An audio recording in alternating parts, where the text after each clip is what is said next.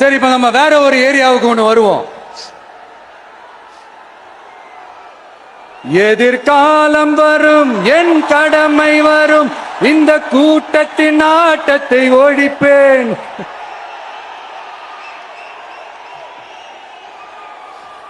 மக்கள் அரசியல் என்ற அந்த சவுக்க கையில் எடுக்கலாமா? யாருக்கு எதிரான தானே கேட்கிறீங்க? வேற யாரு? மறைமுக உறவுக்காரர்களான பாசிச பாஜகவும் பாய்சன் திமுகவும் தான்.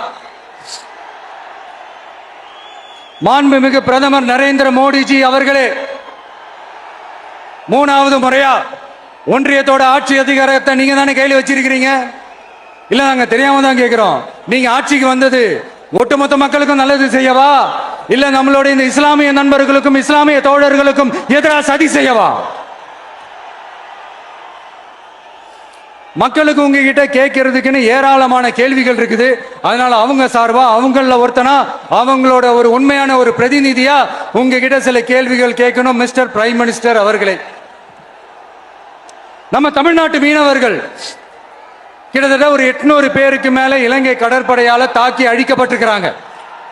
அதை கண்டிக்கிறதுக்காக உங்களை பெருசா எதுவும் செய்ய சொல்லல, சின்னதா ஒண்ணே ஒண்ணு மட்டும் செஞ்சு கொடுங்க.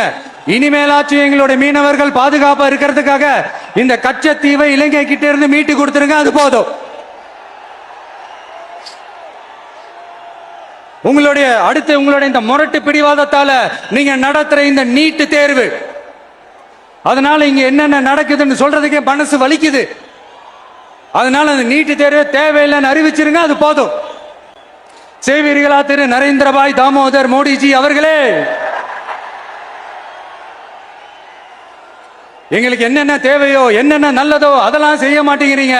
ஆனா ஆட்சி அதிகாரத்தை மட்டும் கையில வச்சுக்கிட்டு மக்களை ஏமாத்த நேரடியாக ஒரு பாசிச பாஜக அடிமை கூட்டணி ஒண்ணு.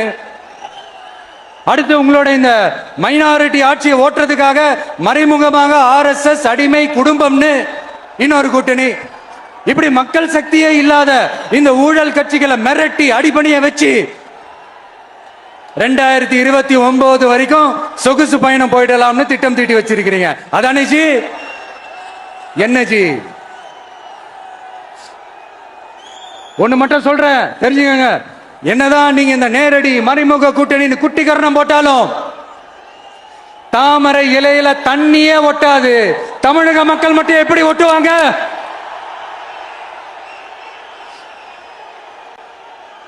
இங்க ஒரு MP சீட்டு கூட தரலன்றதுக்காக தமிழ்நாட்டுக்கும் தமிழ்நாட்டு மக்களுக்கும் எதுவுமே செய்யாம ஓரவஞ்சனை செய்யுது இந்த ஒன்றிய பாஜக அரசு. சங்கம் வச்சு தமிழ் வளர்த்த மண் இந்த மதுரை மண். அதனால இங்க அந்த கீழடியில கிடைச்ச ஆதாரங்களை எல்லாம் மறைச்சிட்டு எங்க நாகரிகத்தையும் எங்க வரலாறையும் அழிக்கிறதுக்காக உள்ளடி வேலை செய்யலாம்னு நினைக்கிறீங்க. தமிழ்நாட்டை தொட்ட என்ன நடக்கும் நீங்க பல உதாரணங்கள் இருக்குது. அதனால இதையெல்லாம் மறைச்சிட்டு எங்க மக்களை ஏமாத்திடலாம்னு மட்டும் நினைக்காதீங்க. மத நல்லிணக்கத்திற்கு பெயர் பெற்ற இந்த மதுரை மண்ணிலிருந்து சொல்றேன், உங்க எண்ணமெல்லாம் ஒரு நாளும் ஈடேறாது.